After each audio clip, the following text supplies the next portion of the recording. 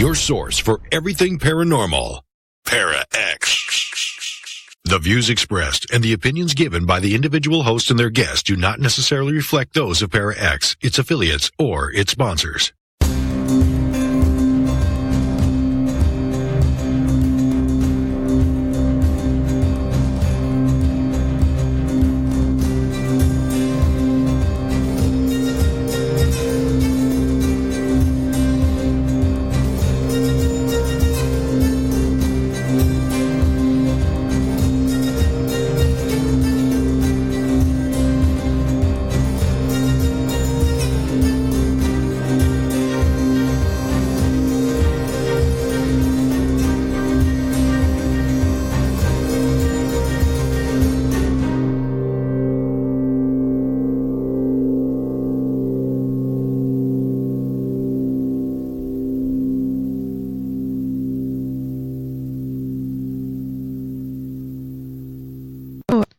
Welcome to another Monday night here on the Shadows Radio. I am Rebecca, and I am very excited to be talking to you all by myself. No, actually, we had a guest for this evening who unfortunately had to back out again.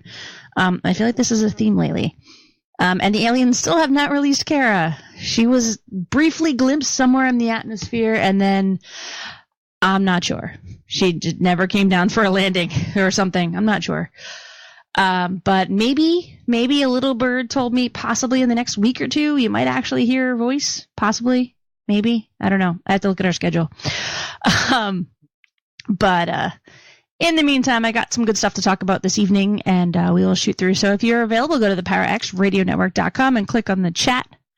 Join in the chat conversation. Help me out here. Boost me along. Do all that fun stuff. Because I'm talking to myself. No. So all the exciting housekeeping stuff. If you don't already know, go to theshadowsradio.com. Our new website is not yet fully operational, but all the important links are there if you want to download some podcasts, go to our streams, all those things. Those links were the first thing we got up, and IT Monkey is working hard at getting the rest of this stuff up. There is also a link if you go to the show archive that'll take you to our show archive of every show all the way back to show number 1. If you want to dive in deep and whatever. And just a heads up that coming up soon, I am going to have to take an extended leave of absence, but the show will not stop. We did record some episodes for you guys, so there will still be brand new content here at 8 o'clock. It just will not be live in the moment. It'll be live in the moment that I just recorded. So just a heads up to you guys that, if I sound a little stilted or jilted or not the same as I usually do, it's because you're listening to a recording. But not yet. For tonight anyway, I am live and, all that other stuff. So tonight we're going to talk about nursery rhymes. And before we jump into this, I just want to say that there are some dark and twisted things in this world. Holy cow. A while back, we talked about the dark and twisted history of fairy tales.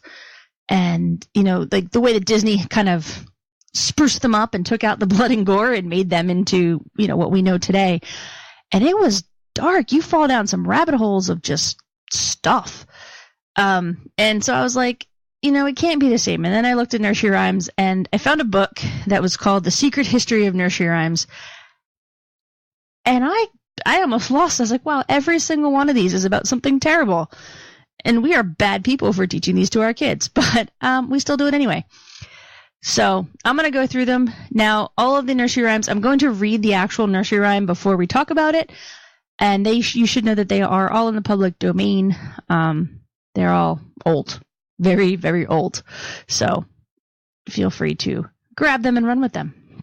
I was going to get my 3-year-old to record them all, but I just ran out of time. So unfortunately, you're just going to get stuck with me. All right. So the first one I want to talk about is actually, it's not one of the more popular ones, not Humpty Dumpty, Little Miss Muffet, but it's one that my mom used to sing to me. And when I read this, I texted her and I was like, Mom, do you have any idea what you were singing about? She's like, I don't know, a bird. Like, yeah, you were singing about a bird. So it's called Sing a Song of Sixpence. And it's an old English one. So here we go. So it's Sing a Song of Sixpence, pocket full of rye. 4 and 20 blackbirds baked in a pie. When the pie was opened, the birds began to sing, "Wasn't that a dainty dish to set before the king?" The king was in his counting house, counting out his money. The queen was in the parlor, eating bread and honey. The maid was in the garden, hanging out the clothes, when along came a blackbird and snipped off her nose. Seems pretty innocent, right? It's about, maybe we don't put birds in pies. They get a little testy when you do that. But according to an NPR interview with author Chris Roberts, he says that Sing a Song of Sixpence metaphorically might recount the execution of Anne Boleyn, who, if you're not familiar, is the second wife of Henry VIII, who had many wives. The rhyme mentions the king, the queen, the counting house, and the maiden who loses her nose to a blackbird. According to Roberts, the queen could be Catherine of Aragon, who was Henry's first wife. The blackbirds, meanwhile, would serve as a stand-in for the church, who Henry separated from and kind of moved apart. But then they also came back and kind of viciously, attacked. But there was some dark happenings between them. It's a very weird time in political history in England. If you ever have time, read about it, because there's so many people moving in so many parts, and this person's double dealing this person and that person. But long story short, Anne Boleyn ended up losing her head. She is charged with incest and adultery. And it's very unfortunate for some of the people that got wrapped up in that whole scheme. But the BBC also notes that Henry VIII, that is, left the Catholic Church after the Pope refuses to annul his marriage to Catherine. And the king declares himself the religious head of England, and then later turns on Anne Boleyn and has her beheaded, like I said, for infidelity, with her brother and 4 other men. And most of those men, it's believed, are actually innocent. So he took down a whole slew of people who, depending on what author you read, a lot of them say that they're more political adversaries than anything else. Henry also believed that his marriage to Anne Boleyn was cursed, since she couldn't bear him a live male heir. And so that was part of where this sing-a-song is. So I told my mother, I'm like, hey, my childhood of you singing to me is memories of you telling me about execution. And you wonder why I'm messed up. Go, Mom. But that's not the worst of them. It's just the one that I started with, because that's the one that I know. The next one on our list is Little Miss Muffet. So Little Miss Muffet sat on a tuffet, eating her curds and whey. Along came a spider who sat down beside her and frightened Miss Muffet away. I feel like everyone has heard this from the time they were small and they learned it in school or something, or a lot of people learn it to practice rhyming. I know if you're learning speech patterns, you use this one a lot. But what does it actually mean?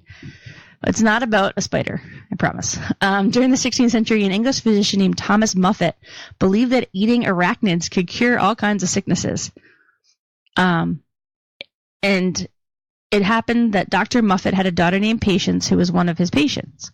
Patience, as in like I need patience to put up with people, was one of his patients, as in people who go to see a doctor. When she caught colds, she apparently had to cram so many spiders down her throat that she started to freak out and develop arachnophobia.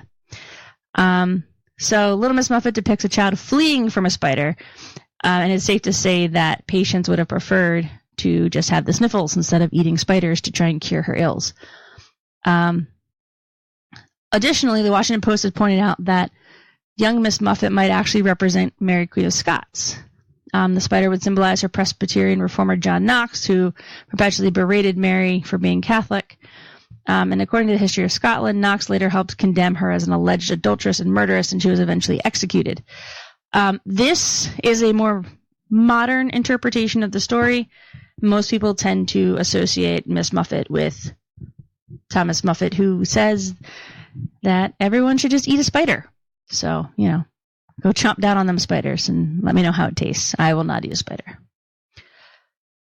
No? Nobody? Okay. So another one that's out there is called Three Blind Mice. And this one pretty famously is called Three Blind Mice, see how they run, see how they run. They all ran after the farmer's wife who cut off their tail with a carving knife. Did you ever see such a sight in your life as 3 blind mice?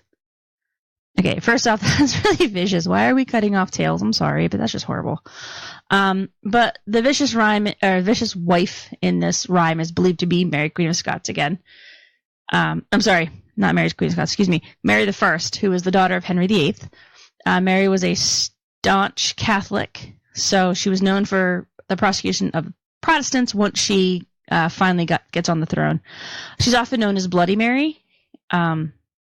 And the three mice that they're talking about here are actually believed to be a trio of Protestant bishops known as Hugh Latimer, Nicholas Radley, and the Archbishop of Canterbury, Thomas Cranmer, who all conspired to overthrow Mary during her reign and reinstate the Protestant rule. They were obviously unsuccessful as Mary was queen, but once their plan was found out, they were burned at the stake for treason and heresy. It's also rumored that she might have blinded and dismembered them, which is where the parts of the three blind mice came from. However, there is no historical documentation that was actually part of the punishment. It's just recorded in court records that they were burned at the stake.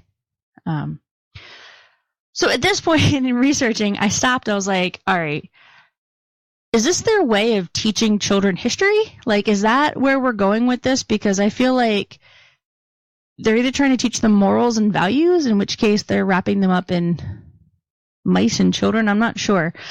I was trying to find out, like, what is the point of a nursery rhyme? Like, what are we trying to teach a child by telling them all about horrible things? And nobody really could, like, kind of define, why are we teaching, I don't know. It's just like, why are we teaching our children about these pretty horrific events? Who decided to write them down in these things? That kind of fell into the rabbit hole of who is Mother Goose, and that's a whole other thing I wasn't going to get into tonight. But generally, it kind of is accepted that nursery rhymes are important to teach young children because it helps them develop language skills. They learn the rhyme, they learn rhythm, they hear sounds and syllables that repeat, which then eventually helps children kind of learn to read. So, that's kind of the start of things. And then rhyming teaches children how to put words and patterns together and allows them to kind of get familiar with the cadence of speech, that kind of thing. But again, it doesn't explain why we're using some pretty nasty historical events to create what is essentially a fairly cute children's story when you think about it. I don't know. There's some stuff that's like, I don't know why you chose that topic to then make into, I don't know. Cat in the chat room says sometimes they are Ceiling Cat in the chat room says sometimes they're just snippets of songs bards would sing to pass news from one village to the next. That is not entirely true, as I learned. Yes, it is true for some of them, but for other ones, these were actually written specifically to be nursery rhymes. And they were written for children to learn these concepts, and I don't know why. Still haven't quite got there yet. But yes, there are some that are just snippets of smaller songs, and they're generally the ones that have more verses to them. They're not just like one little paragraph. They are, several verses or things like that. Also ones that have a little bit more rhythmic cadence to them. And no, I'm not going to sing them. Thank you. That was a suggestion that was given to me earlier. I am not going to sing nursery rhymes for you. Bad enough I have to sing terribly in my car. But the next one on our list is pretty much the first one that I think, I would say this is probably the one that most people learn first. Jack and Jill went up the hill to fetch a pail of water. Jack fell down, he broke his crown, and Jill came tumbling after. Pretty straightforward, right? He goes up, she goes up. One of them trips, they all fall down. I always broke his crown to mean he, busted his head open. It was just my morbid self just assumed he died, and that's what they were saying is, don't goof around and you'll die. That was how I read it. Apparently, that's not what it's about.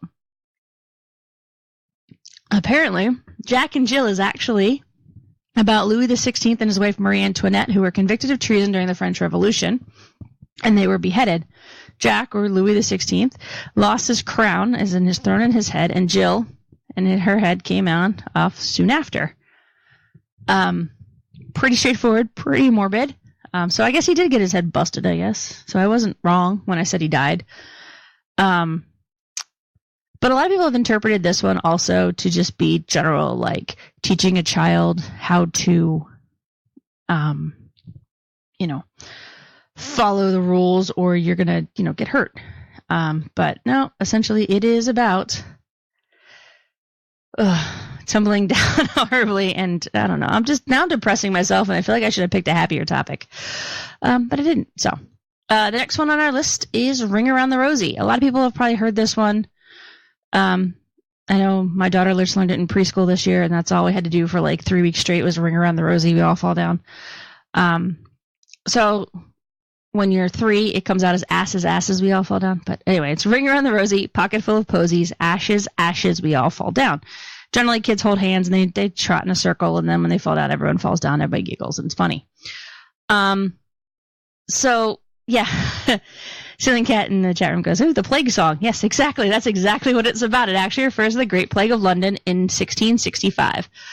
The, quote, rosy that you hear in this rhyme is a rash that covered your body, and it looked like little kind of spreading roses across your body, which is why they called it rosy, because it was this bright red kind of rash with these raised hives that would spread just everywhere. And they would try and cover up the smell by sticking your pocket full of flowers. So in this case, pockets full of posies. If you were richer and you had to walk through a section of town that was contaminated, you would actually carry a bouquet of roses or wrap it in a perfume handkerchief, something like that, anything to keep the smell away from your nose, because it said that the entirety of London just reeked of death and destruction. And the ashes, obviously, the cremated remains of the deceased, and when they all fall down because they all died. So essentially, once one person had the rosy, everyone had the rosy, and it went around and around until everyone died. So now when you're holding hands with your kids singing, "We all fall down," yeah, you might want to rethink that. Just saying. And that's probably, that origin story on that one is probably one of the most notorious of all of them. In so much that everyone kind of knows that that's the song about the plague, and that's kind of the one that's first off passed off as like, yeah, can you believe how terrible this is? But there's some other ones in this list, and I was like, really? So anyway, the next one on the list, Baa Baa Black Sheep. So if you never heard this one, it's Baa Baa Black Sheep, have you any wool? Yes sir, yes sir, 3 bags full, 1 for the master, 1 for the dame, and 1 for the little boy who lives down the lane. I used to babysit a little kid who used to make me go through everyone. 1 for my mommy, and 1 for my daddy, and 1 for my neighbor, and 1 for my stuffed animal, and 1 for my car. It got really long, but I used it to work on his counting. So if he named a name, I had to keep count of how many bags of wool we needed towards the end. But this one actually dates back to feudal England, and it's really not a very innocent one. There's extremely harsh wool tax that's imposed on farmers back in King Edward I in the 13th century.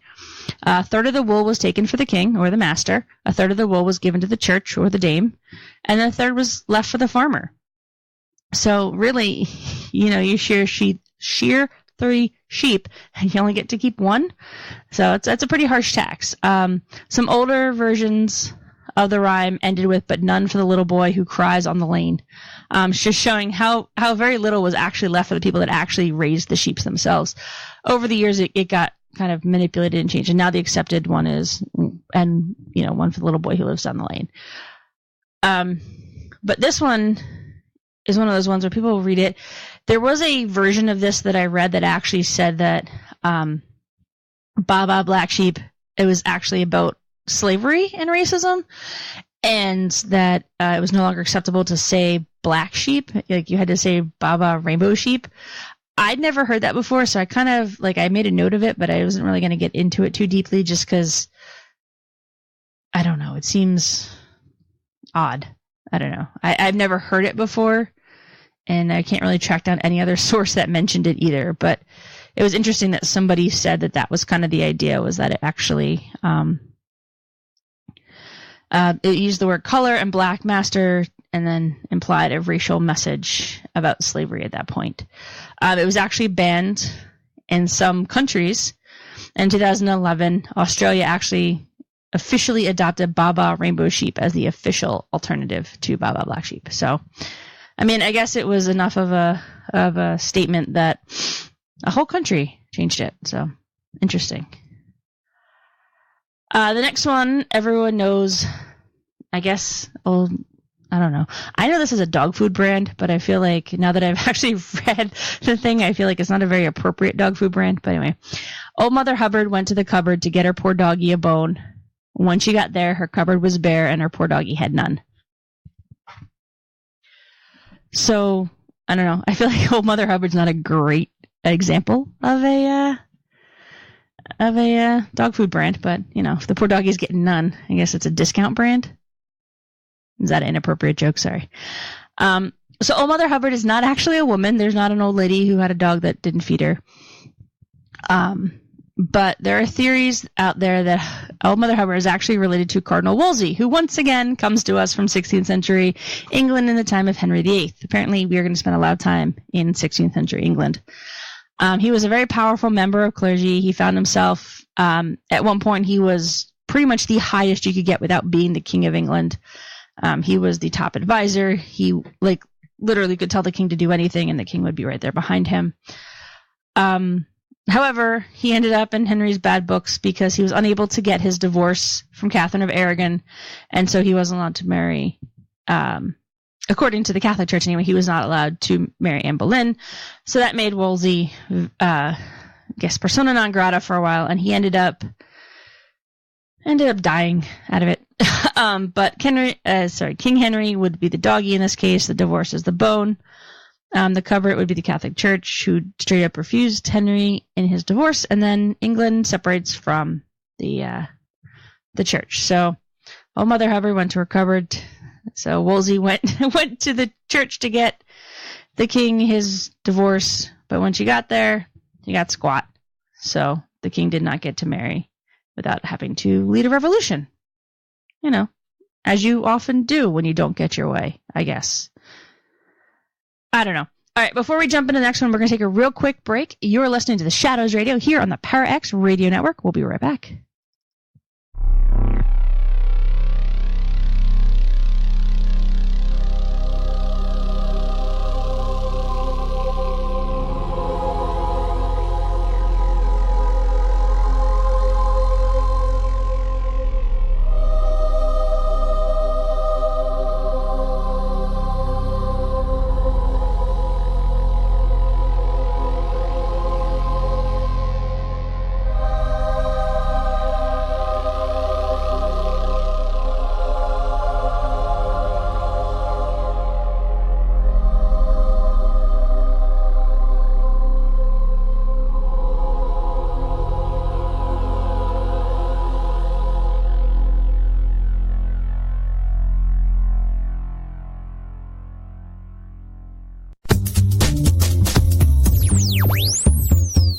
From Ghost Adventures, and you're listening to Parax Radio.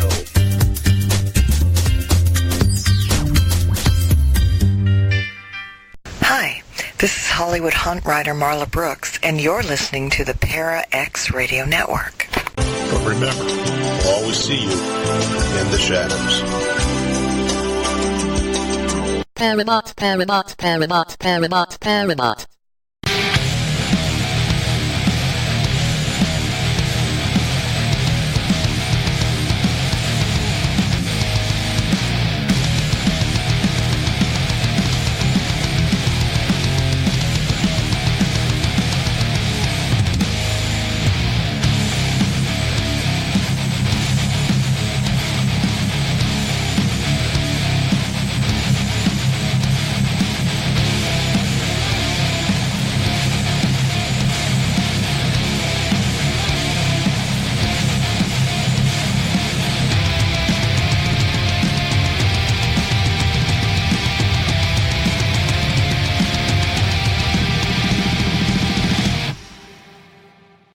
Welcome back to the Shadows Radio here on the Para X Radio Network. I'm still Rebecca, and we're still hanging out talking about the dark and kind of disturbing origins of many of the nursery rhymes that we've kind of come to tell our kids. We talked about a lot of them in the beginning that were kind of the more popular ones that have turned into, all those things that we're telling our kids who were reading them Mother Goose. And, I kind of feel like Mother Goose had a sick sense of humor, I guess. I don't know. Or she just picked up on the wrong things to grab. So, we talked about Sing a Song of Sixpence. We talked about Little Miss Muffet, Jack and Jill, Ring-around-the-Rosy, Baa Baa Black Sheep, Old Mother Hubbard. So those are like the big ones, but let's talk about one that honestly I'd never heard of until we started doing the research into this show. I had to look it up. It ended up being on like 3 or 4 lists because apparently I just blew it and just never learned this one as a kid. But it's called Goosey Goosey Gander. It says, Goosey Goosey Gander, whither down dost thou wander, upstairs and downstairs and in my lady's chamber? There I met an old man who wouldn't say his prayers. I took him by the left leg and threw him down the stairs. That's pretty terrible. If you're teaching that one to a kid, maybe that's why I never learned it, because my mother told me not to throw people down the stairs. I guess maybe that's just my Catholic upbringing telling me do not launch our friends down the stairs, please. But this one is again about Henry VIII. So England turns Protestant after Henry VIII's creation of the Anglican Church, but there were plenty of Catholic priests who refused to convert or to swear allegiance to the king and to give up their Catholic way. So to avoid punishment, they would set up small rooms in their house, usually upstairs, called priest holes to pray in. And if you were found praying in Latin, as the Catholics were known to do, they would be thrown down the stairs, which often resulted in their death. And if they didn't fall from they didn't die from the fall down the stairs, quite possibly they would have then been beaten and, chucked out the door into the street to be killed some more. If there's multiple levels of being killed, that would be the way to do it. But it's just interesting, I guess, this one. Like I said, I never heard this one before, but it kept coming back up on these lists, and I was like, all right. So I was doing the research, reading the books and all that kind of stuff. I kept seeing it, and I'm like, oh, maybe it's one that I don't know. So if you're in the chat room, tell me if you've heard that one before, because new to me. But the next one on my list, I definitely have heard before. I've heard many different versions of it. So the version I'm going to read is the one that kind of is the most common. So it's here we go round the mulberry bush. And then it repeats the mulberry bush, the mulberry bush. Here we go round the mulberry bush so early in the morning. That one I did sing.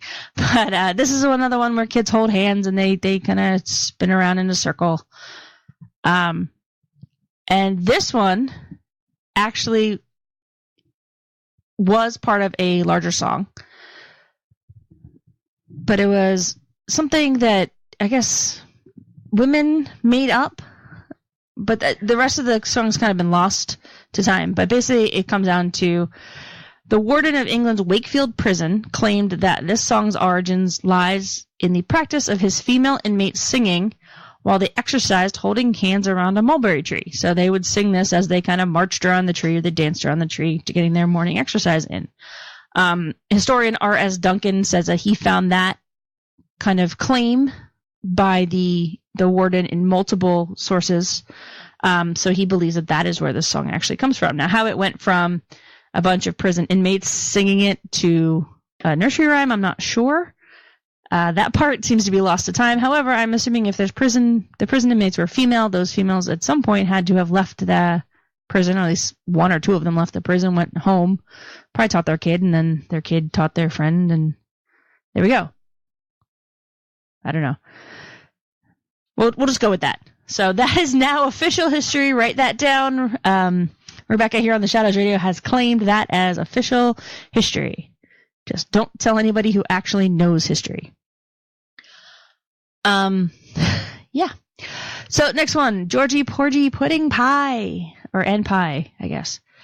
I always thought this one was about King George. Apparently I was wrong. So this one goes, Georgie, Porgie, Pudding, and Pie kissed the girls and made them cry. When the boys came out to play, Georgie, Porgie ran away. So for some reason, I always was told this was about King George. And I don't know, somebody challenged him to a battle or a duel or something, and that was why he ran away. But then he also was known for overindulgence, hence the pudding and pie part. But apparently I was really wrong. So apparently Georgie Porgie refers to English courtier George Villiers, who was the Duke of Buckingham. He was rumored to be King James I's lover. There's no proof of the actual relationship written. It was evident that King James was very fond of Villiers and gave him lots of money, lots of titles. His good looks are also very well documented, along with his love for many women. It's said that Villiers earned the wrath of several husbands whose wives he had dalliances with. And some of them being the women, did not necessarily consent to it. Sometimes he would find his pleasure and take it however it came to him. So this is why some of the girls are crying in the nursery rhyme, and why Georgie Porgie was running away when the boys came to play. So essentially there was a duel, just it's not the duel that I thought it was. So interesting. I'm going to look at that one, not the same ever again. It's a little bit about rape, which I didn't know, and I don't necessarily want to teach that one to my kid anymore. So everybody remembers back in school, you probably learned the game London Bridge. That's the one where you hold your hands up. It's like you and one other person, you make a bridge, and then everybody goes under, and eventually you drop your hands, you trap somebody, and that person then has to become part of the bridge, and you switch and you play. And generally the person who gets trapped cries because they don't really want to be trapped, but there it is what it is. And kids are cruel, so they always pick on the person that cries easiest. At least they did in my school. So London Bridge is falling down, falling down, falling down. London Bridge is falling down, my fair lady. Set a man to watch all night, watch all night, watch all night. Set a man to watch all night, my fair lady. Should the man fall fast asleep, fall asleep, fall asleep. Should the man fall asleep, my fair lady. Then there's also the take the key and lock her up, lock her up, lock her up. Take the key and lock her up, my fair lady. And that one came after the bridge came falling down occasionally. Now this one's one of those ones where there's a lot of different versions of how this rhyme came from. But technically the one that shows up most often is actually about human sacrifice. I know it doesn't sound like it. It sounds like we're talking about a bridge falling down, which seems pretty straightforward, right? London Bridge. When the bridge fall down, we want to make sure the bridge doesn't fall down. Seems pretty straightforward, but somehow human sacrifice. So this one says that many people in London actually believe that the London Bridge would fall unless a human sacrifice was buried at the foot of the foundation. This practice is called hate big words. Immurement, which is I'm going to butcher that one. So it's the practice of entombing someone within a structure where they slowly die from lack of food and water. So literally, they bricked somebody up at the base of a bridge. So again, we're talking about this where, the kids run under the arch with the two kids making the bridge, and then eventually at the end of the song, they drop their hands and they trap somebody. So we were actually playing human sacrifice game. I didn't know that. I kind of want to go back and, okay. I'm just sitting here going, why? Why were we doing that? But at the same time going, wow, we were morbid little brats, weren't we? We were practicing human sacrifice. Sad part is I went to Catholic school, so we were practicing human sacrifice in the shadow of the stained glass. I wonder what Sister Mary Margaret would think of that. Probably whoop my butt. Anyway. And now suddenly all Catholic schools have banned the song. They should. Just for fun. All right. The next one here, I never liked this one, mostly because I never understood the words to it. I still don't really get it, but again, we're going to go back to Henry VIII. So the nursery rhyme is Mary, Mary. So Mary, Mary, quite contrary, how does your garden grow? With silver bells and cockle shells and pretty maids all in a row. The Mary in this rhyme is again Mary the First, who was the daughter of Henry VIII and Catherine of Aragon. We talked about her being Bloody Mary and her pursuit of the Protestants. So when Henry VIII wanted to marry Anne Boleyn and petitioned the Catholic Church for the divorce, he eventually isolates himself, like we talked about, and he creates his own church. And then Mary comes into power, brings her Catholic power to the throne. And so this is supposedly contrary to what all of England wishes. So, they all are happy being Protestants at the time because the rules were a lot more lax than they were when they were all Catholic.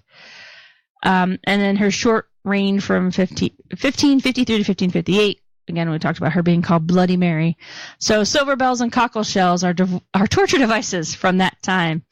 And the pretty maids all in a row, depending on which source you're talking about, are either references to the hundreds of women that were burned at the stake for the crime of being Protestant and refusing to convert, or they were talking about people who were chained in other torture devices and just basically left to rot in cages, hanging from battlements, hanging from bridges. Ceiling Cat in the chat room says pretty maids are iron maidens. There's actually no record of Iron Maidens ever being used. I know that it seems pretty common, and I actually learned this when I went to the Tower of London, and they actually had an Iron Maiden there, and they said, "This is an Iron Maiden. We have no record of anybody actually using one, but we have one because it shows up in all the movies." It's like, okay. So, Ceiling Cat says it's because she said so. So there you go. Anyway, so it could be that too. I'm not denying that it could be that, but I like not that I like the idea of 100 women burnt at the stake for crimes of being Protestant. But pretty maids all in a row is pretty clean there. But I want to know what silver bells and cockle shells are. I tried to find like what torture devices it was actually referring to, and unfortunately, all you can find are flowers at this point. Like the actual torture device, cockle shells, doesn't come up with much. I wonder, let me see. Cockle shells, torture device. Ooh, it does come up with something. Okay, so that involves a lot of... There we go. So the silver bells are possibly thumb screws, which crush the thumb between two hard surfaces, and cockle shells are believed to be genital mutilation devices. Yep. So there's that. I'm glad I researched that real quickly while we're on the air. The other thing is that this website, which I don't even know who wrote this, rhymes.org. Okay. Rhymes.org seems like a interesting thing. They seem like a awesome source, but they say that the maids in a row were actually guillotines, but there were no real guillotines being used at the time. So I don't know about that, but I like the 100 women being burnt at the stake. We're going to go with that one because that's the one I found first. Also, most often. All right, so next one on our list. This one's kind of weird. So, rub-a-dub-dub, 3 men in a tub, and who do you think they be? The butcher, the baker, the candlestick maker, and all of them out to sea. This is the one that I don't know why this one always comes up. Everyone's always got like the cute little chubby men in a little tiny tub, you know, oversized men in an undersized tub floating out to sea, and everyone thinks it's hysterical. And I don't know why this one has a very cute, thing. But according to London librarian Chris Roberts, who wrote Heavy Words Thrown Together Lightly, The Reasons Behind the Rhyme, some of the earliest versions of Rub-a-Dub-Dub actually claim to be 3 maidens in a tub instead of the 3 men. And they can't be deduced that they're necessarily doing in the tub. However, you can kind of imply that they were in that tub together and the men were there paying attention to the women. So the original version that we found is, hey, rub-a-dub-dub, ho, rub-a-dub-dub, 3 men in a tub, or 3 maids in a tub. And who do you think they were? The butcher, the baker, the candlestick maker, and all of them gone to the fair. Doesn't rhyme so much anymore. I feel like something was lost in translation there somewhere. I'm also not entirely sure what it's implying, other than that there was some maids in a tub, and I don't know. I feel like there's something lost in translation with the maid version, so it's a little awkward, I guess. If anybody wants to translate that one for me, we can get there. Oops. So the next one on our list is Humpty Dumpty. Again, one of the more popular ones, and very popular with children because it's usually a giant egg. Who decided when that Humpty Dumpty was going to be a giant egg? I guess because he breaks and they're trying to put him back together. But have you ever tried to put an egg back together? It's not really a thing. I don't know. Anyway, so the rhyme goes, Humpty Dumpty sat on a wall. Humpty Dumpty had a great fall. All the king's horses and all the king's men couldn't put Humpty together again. Nowhere in there's an egg. Anyway, so I don't know. It's a tragic accidental death, of course. No. Actually, according to Alicia McDermott of Ancient Origins, Humpty Dumpty is a nickname for fat people in the 15th century. They apparently suffered some pretty gnarly, gruesome things. But actually, more likely, it actually relates to a giant cannon that was used by the army of Charles I in the English Civil War. And according to the legend, the cannon was placed atop the wall of a church until enemy cannons actually knocked it down, causing it to have its great fall. And apparently that fall left it beyond repair, seeing how none of the king's men could put it back together. And, they did their best to put it back together, but unfortunately it was broken beyond repair. So, I guess eggs, cannons, same thing. We'll go with that. Or it could just be a story about a fat guy falling off a wall. Why they want to put them back together, I don't know. So I'll let you guys pick your version of that one that you want to go with. But speaking of fat guys, there's always, when you think about the next one, the picture is always this long, tall, skinny guy and his very short, fat wife. So it's called Jack Sprat. So Jack Sprat could eat no fat and his wife could eat no lean, but together both they lick their platter clean. Very short, to the point. So according to the Secret History of Nursery Rhymes, the Sprat's inspirational dinner date actually symbolizes actions between King Charles I of England and Queen Henrietta Maria. In this interpretation, Jack's ability to eat fat points to the fact that Parliament refuses to fund the war that Charles wants to wage against Spain, and his wife's lean-free diet represents Henrietta's decision to levy illegal taxes in response to political friction. Ongoing strife leads Charles to disband the Parliament, which is represented in the Lick the Platter Clean. Yeah. So that one's interesting. I never really knew what that one was about. I've heard that one. I never really liked that one. But again, to me, it's always a tall, skinny guy and a short, fat woman, and they eat some stuff. I don't know. I feel like it was too short for me to like really glom onto it like a good little kid. But whatever. The next one, Little Jack Horner. So Little Jack Horner sat in a corner eating his Christmas pie. He put in his thumb and pulled out a plum and said, "Boy, what a good boy am I." This one was, pretty good. I remember doing this one in school, and you always had the kid in the little hat. And he goes with like Little Boy Blue can blow your horn. The sheep's in the middle. Anyway, NPR asked author Chris Roberts about this one, and he said, according to him, it's underhanded dealings by a guy named Thomas Horner.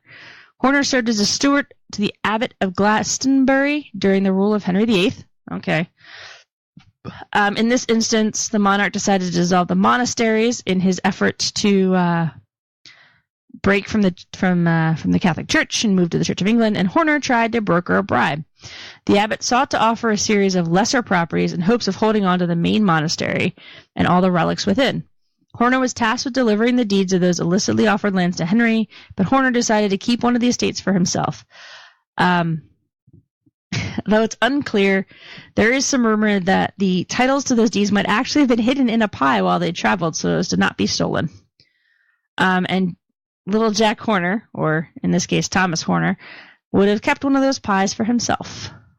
So Horner then managed to deliver the illicit property to Henry and managed to sneak one of those properties off to his own. So I guess if you're going to do work of the king who's already doing some pretty nasty things, I guess you can stick your finger in there and pull out some extras and see what happens. And I guess hopefully no one will notice. I don't know. So a lot of the other ones are just kind of morality ones. So Little Bo Peep, some other ones like that are, I don't know. They're all kind of based on, just the morality of the story or something. So, I'm scrolling too fast. I lost it. So the one that really bothers me, though, I think is it's raining, it's pouring, the old man is snoring, he went to bed, he bumped his head, and he couldn't get up in the morning. This one's also listed under one of the moralities. Like, there's no real historical context behind it. We're not talking about a specific event. We're just talking about, like, hey, don't bump your head, I guess. But at that point, I don't know. My daughter was singing that one the other day. I was like, well, this one's it's just morbid. Like, he whacked his head, he fell asleep. And then, unfortunately, rest in peace, but I actually had a friend who passed away in her sleep last week because she whacked her head. So it's pretty dark and creepy, but... So here we go. Everyone knows the story of Rockabyebaby, right? Rockabyebaby on the treetop. When the wind blows, the cradle will rock. When the bough breaks, the cradle will fall, and down will come baby, cradle and all. Anybody ever thought about who's putting their baby up in a tree? No. So this odd rhyme actually comes from a pilgrim who saw Native American mothers who would hang their children's cradles in the tree. When the wind blew, the cradles would rock and the babies would sleep due to the rocking of the cradle. So he took that to mean that they were endangering their babies and the cradles will fall and everybody will die. Something like that. He saw this as a pretty horrific practice. He was not comfortable with it at all, so hence the Rockabyebaby, Down Will Come Baby part of the, not just the, hey, gentle rocking to sleep in the wind, but Down Will Come Baby. So, there's that one. I don't know. Peter, Peter, Pumpkin Eater. This one is, again, Peter, Peter, Pumpkin Eater had a wife and couldn't keep her. He put her in a pumpkin shell, and there he kept her. There he keep her. There he keep her? There's a couple of different versions of it. There's and there he kept her very well is another one that ends. But essentially, it was an American version of an English poem. The English one, however, has been kind of lost to time, but the American version is the Peter, Peter, Pumpkin Eater had a wife and couldn't keep her. And there was no divorce at the time, but basically Peter's wife,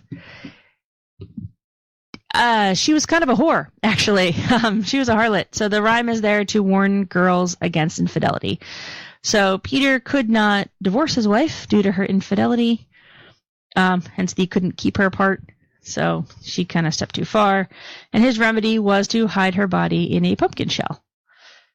So whether he kept her alive in the pumpkin, meaning he kept her well apart, or whether he killed her and hid her in a pumpkin is up for debate. Just want to put that out there, that different versions of that song exist. It's pretty dark. Pretty scary. I don't know. Let's see. That's pretty much it. Do you guys have any favorite ones that you know of? Because I found hundreds of nursery rhymes I didn't even know existed. A lot of them, for some reason, seem to revolve right around Henry VIII. I don't know. It seems like they all came from that time period. Except for, I don't know, the Pop Goes the Weasel one. That one is apparently a Cockney rhyme, which is always fun. I didn't know there was a whole other, a lot of verses to Pop Goes the Weasel. I don't know. There's a whole lot of verses to that one. I'm not going to get into that. But we are almost out of time. So thank you guys for putting up with me and my ramblings here on the dark and terrifying historical context of nursery rhymes. And so remember, when you're singing your kids to bed tonight, just change the word. Just go murder, treason, death, and destruction. Rhymes with Little Jack Horner or something. I don't know. I'm not a rhymer. Not a poet in any way, shape, or form, but it was fun. Thank you guys, and we will see you all next week here on the Shadows Radio. As always, I'm Rebecca, and I'll see you in the shadows.